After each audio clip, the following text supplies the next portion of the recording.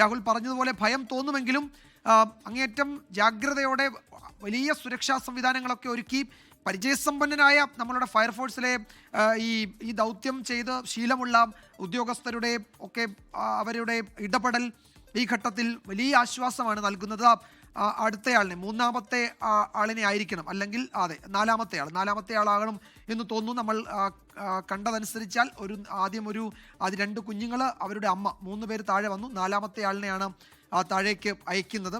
ഇനി അവിടെ 2 ആളുകൾ കൂടിയേ ഉള്ളൂ എന്നാണ് നേരത്തെ അറിഞ്ഞത്. കൂടുതൽ ആളുകൾ ഉണ്ടോ എന്നറിയില്ല. രാഹുൽ, ഈ കൂടുതൽ ആളുകൾ അവിടെ ഉണ്ടോ? ഈ 5 പേര് എന്നുള്ള കണക്ക് കൃത്യമാണല്ലേ? 5 പേരെന്നുള്ള കണക്ക് കൃത്യമാണ്.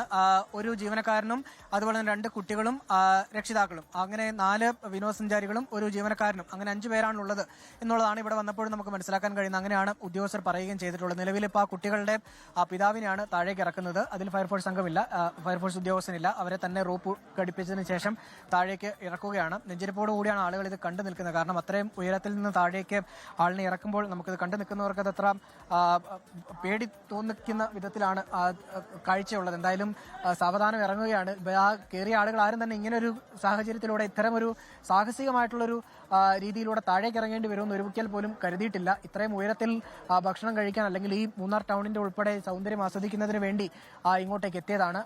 അവരാരും അപ്പോഴൊന്നും ഈ കയറിയ ആളുകൾ ആരും കരുതിയിട്ടുണ്ടാവില്ല ഇങ്ങനെ ഒരു രീതിയിൽ താഴേക്ക് ഇറങ്ങേണ്ടി വരും എന്നുള്ളത്. എന്തായാലും സുരക്ഷിതമായി തന്നെ താഴേക്ക് വിനോദസഞ്ചാരികൾ ഇറക്കിയിട്ടുണ്ട്. അത് വളരെ ആശ്വാസം നൽകുന്ന ഒരു കാര്യം തന്നെയാണ്.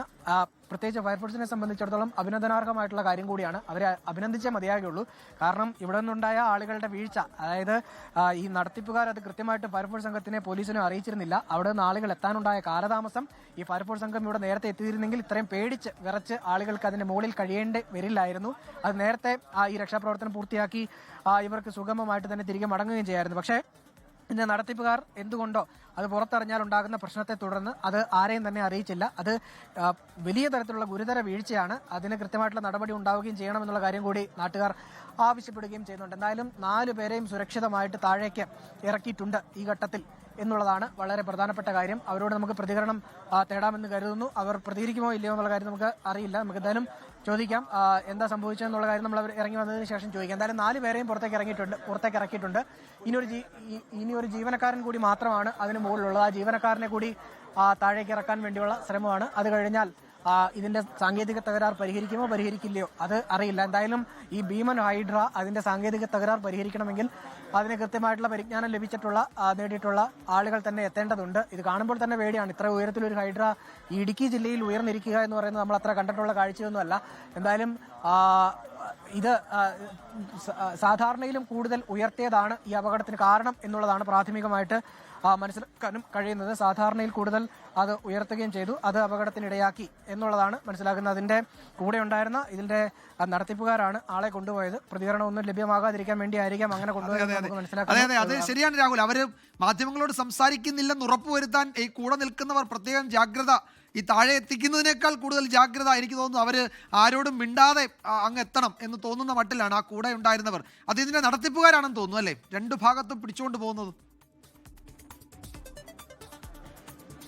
അതെ, ഈ ജയിലിലേക്കൊക്കെ ചില പ്രതികളെയൊക്കെ കൊണ്ടുപോകുമല്ലോ വലിയ ആളുകളുടെയൊക്കെ പ്രതിഷേധം ഉണ്ടാകുന്ന സമയത്ത്, അത്തരം സുരക്ഷയോട് കൂടി കൊണ്ടുപോകുന്ന പോലെയാണ് നമ്മൾ കാണുമ്പോൾ മനസ്സിലാക്കിയിരിക്കുന്നത്. അങ്ങനെ കൊണ്ടുപോകേണ്ട ആവശ്യം എന്താണ് സംഭവിച്ചതെന്ന് ചോദിച്ചു കഴിഞ്ഞാൽ മറ്റ് പ്രശ്നങ്ങളൊന്നും ഉണ്ടാകുന്നതല്ലോ. എന്തായാലും നമ്മൾ ആദ്യം ഇവിടെ വന്ന സമയത്ത്, ഞാൻ എത്തിയ സമയത്ത് ഇതിന്റെ ഒരു നടത്തിപ്പുകാരനെന്ന നിലയിലാണ് എനിക്ക് മനസ്സിലായത്. ഇവിടെ ഉണ്ടായിരുന്ന ഒരാൾ നമ്മളെ കളിയാക്കുന്ന രീതിയിൽ ഫയർഫോഴ്സിന്റെ കാര്യം നമ്മൾ ചോദിച്ചപ്പോൾ ഇപ്പോൾ എത്തും ഫയർഫോഴ്സ് എത്തും, അവിടെ നിന്ന് പുറപ്പെട്ടിട്ടുണ്ട് എന്നൊരു കളിയാക്കൽ രീതിയിൽ ഒരു ആള് പറയുകയും ചെയ്തിട്ടുണ്ട്. അതിനോടൊക്കെ നമുക്ക് പിന്നീട് ഇതിന് ശേഷം ഈ തിരക്ക് കഴിഞ്ഞതിന് ശേഷം പോലീസിന്റെയും ഫയർഫോഴ്സിന്റെ ഒക്കെ സാന്നിധ്യത്തിൽ അവരുടെ പ്രതികരണം നമുക്ക് തേടുകയും ചെയ്യാം.